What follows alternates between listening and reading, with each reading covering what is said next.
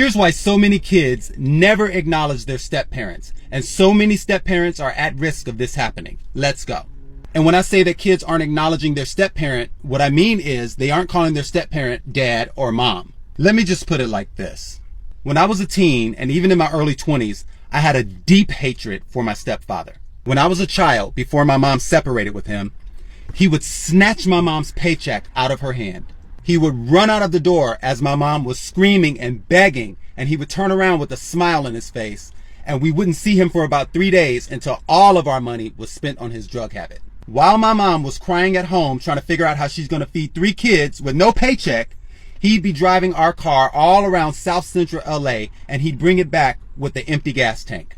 He used to beat the crap out of me and my siblings. He tried to unalive my entire family on the freeway one day when I was about 10 years old.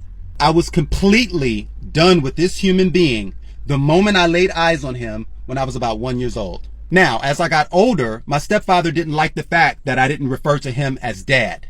He felt like I should call him dad because he was the only father I had. He taught me and my sisters the game, meaning he gave me street knowledge and how to instantly read people, which I am thankful for. But for whatever reason, he couldn't understand why I didn't acknowledge him as my father.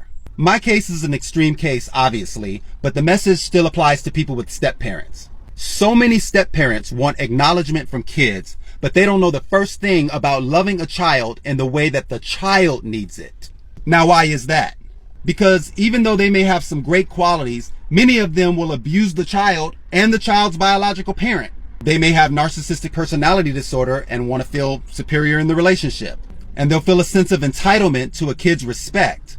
So parents, if your kids aren't calling their step-parent mom or dad, pay attention to this. It could be your kid's only defense mechanism due to someone consistently breaching their boundaries.